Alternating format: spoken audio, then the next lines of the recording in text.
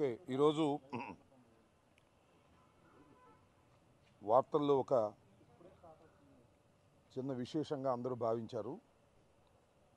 చాలామంది మీడియా మిత్రులు కూడా నేను ఒక ట్వీట్ చేసిన తర్వాత మీడియా మిత్రులు కూడా కొంత క్లారిఫికేషన్ అడుగుతూ ఉన్నారు, కొంత మాట్లాడమని కూడా అడుగుతూ ఉన్నారు.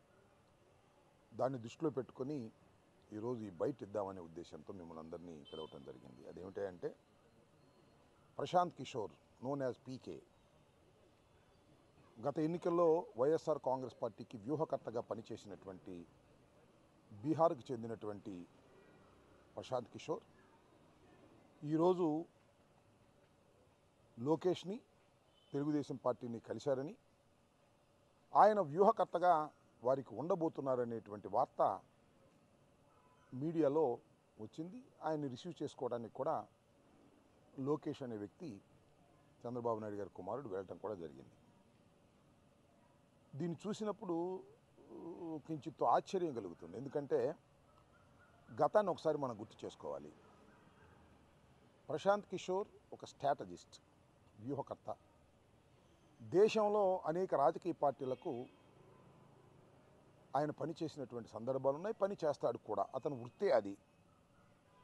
గతంలో వైఎస్ఆర్ కాంగ్రెస్ పార్టీకి వ్యూహకర్తగా పనిచేశారు.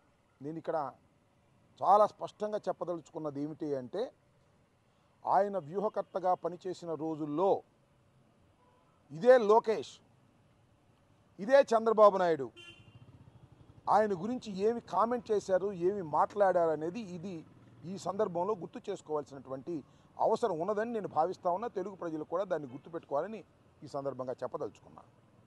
ఆయన పీకే కాదు, బీడీ అన్నాడు చంద్రబాబు నాయుడు గారు.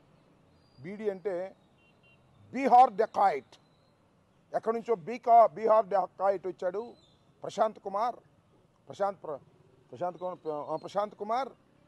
ఆయన తోకలు కత్తిరిస్తాం, ఆయన ఏమన్నా చేస్తాడా, ఏం చేయగలడు అని ఆయన మీద ఇష్టం వచ్చినట్టుగా మాట్లాడారు. అంతేకాదు, కోడికత్తి గురించి, లేదు బాబాయిని హత్య చేసిన సందర్భాల గురించి, ఇవి గురించి మాట్లాడుతూ మత కల్లోలాలు సృష్టించారు, హత్యలు చేయించారు. ఇవన్నీ కూడా బీహార్ నుంచి వచ్చినటువంటి బీహార్ డెకాయిట్ ప్రశాంత్ కిషోరే చేయించాడు అని సాక్షాత్తు నారా చంద్రబాబు నాయుడు గారే చాలా స్పష్టంగా చెప్పాడు. ఈ లోకేష్ కూడా అప్పుడు మంత్రిగా ఉన్నాడు. ఆయన కూడా ఏం చెప్పాడంటే, ఈ ప్రశాంత్ కిషోర్ అనే వ్యక్తి వైఎస్ఆర్ కాంగ్రెస్ పార్టీకి నమ్మకం లేక వారిని తెచ్చుకున్నారు అనేటువంటి కామెంట్స్ చేశారు. అవన్నీ ఇప్పుడు గుర్తు చేసుకోవాల్సినటువంటి అవసరం ఉందని నేను చెప్పదలుచుకున్నాను. ఎందుకంటే ఎంతగా చంద్రబాబు నాయుడు గారు, లోకేష్ గారు దిగజారిపోతారో గుర్తుపెట్టుకోండి. అవసరమైతే ఎలా కాళ్ళు పట్టుకుంటారో గుర్తుపెట్టుకోండి. ఒకప్పుడు బీహార్ డెకాయిట్ అని తిట్టినటువంటి ప్రశాంత్ కిషోరే ఇవాళ మాకు వ్యూహకర్తగా కావాలని ఢిల్లీ వెళ్ళి బతిమలాడి తెచ్చుకున్నారు. అంటే వారికి ఆ కాన్ఫిడెన్స్ లేదని కూడా ఈ సందర్భంగా నేను మనవి చేస్తున్నా. ప్రజలకు కూడా అర్థమై ఉంటుందని నేను మనవి చేస్తున్నా. అందువల్ల నేను చాలా స్పష్టంగా చెప్పదలుచుకుంది ఏంటంటే, ఆ పీకే అయినా ఈ పీకే అయినా తెలుగుదేశాన్ని బ్రతికించే పరిస్థితి లేదని చాలా స్పష్టంగా చెప్పదలుచుకున్నా. అంతేకాదు, నేను ట్వీట్ చేసిన విషయం కూడా మీ అందరూ చూసే ఉంటారు, మళ్ళా చెప్తున్నా. మెటీరియల్ మంచిది కాకపోతే మేస్త్రి ఏం చేస్తాడు, ఏమైనా చేయగలుగుతాడా? మెటీరియల్ బాగుండాలి కదా దేనికైనా. మెటీరియల్ బాగుంటే మేస్త్రి దాన్ని చక్కగా అమర్చగలుగుతాడు. ఇక్కడ మెటీరియలే సరిలేదు. ఎంతమంది మేస్త్రులు వచ్చినా మెటీరియల్ పనికిరాని మెటీరియల్ని ఏమీ చేయలేరని రాష్ట్ర ప్రజలు, ముఖ్యంగా తెలుగుదేశం కార్యకర్తలు అర్థం చేసుకోవాలని కూడా ఈ సందర్భంగా నేను చెప్పదలుచుకున్నాను. ఇంకా ఏదన్నా ఉంటే డాక్టర్లు అప్పుడప్పుడు ఇది రెండు పనికొస్తారు. డాక్టర్లు ఒకటి వైద్యం చేయడానికి పనికొస్తారు, ఒకటి శవ పంచాయతీ చేయడానికి, పోస్ట్ మార్టం చేయడానికి కూడా పనికొస్తారు. ఇప్పుడు ప్రశాంత్ కిషోర్ చనిపోయినటువంటి తెలుగుదేశానికి పోస్ట్ మార్టం చేయడానికి మాత్రమే పనికొస్తాడు తప్ప ప్రాణం పోయడానికి పనికిరాడనే వాస్తవాన్ని ఇవాళ కాకపోతే వచ్చి పరిశీలించిన తర్వాత అయినా మీకు అర్థమవుతుందని ఈ సందర్భంగా నేను చెప్పదలుచుకున్నాను. ఎంతమంది ప్రశాంత్ కిషోర్లైనా, ఎంతమంది పవన్ కళ్యాణ్ అయినా కట్టగట్టుకొని వచ్చినా, ఎన్ని వ్యూహాలు చేసినా, ఎన్ని వ్యూహాలు రచించినా తెలుగుదేశం పార్టీని బతికించటం సాధ్యపడే అంశం కాదు. జగన్మోహన్ రెడ్డిని ఓడించటం అంతకంటే సాధ్యం కానటువంటి పని అని అర్థం చేసుకోవాల్సిందిగా ఈ సందర్భంగా చెప్పదలుచుకున్నాం.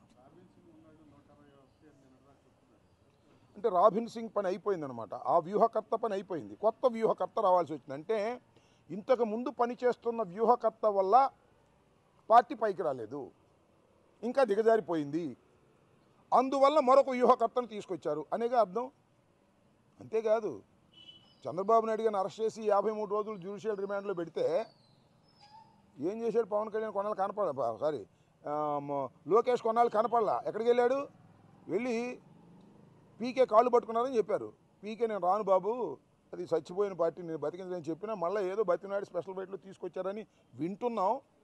చివరికి ఏం జరిగిద్దో చూద్దాం. అంతే తప్ప వ్యూహకర్తలు మారినంత మాత్రాన మెటీరియల్ బాగోకపోతే అవి పైకి వస్తాయని అనుకోవటం అనేది చరిత్ర తెలియని వాళ్ళు చేసేటటువంటి పని అని ఈ సందర్భంగా నేను చెప్పదలుచుకున్నాను. Okay, thank you. సబ్స్క్రైబ్ చేయండి. Please do subscribe to. Please like, share and subscribe to top Telugu TV. Top Telugu TV. Top Telugu TV.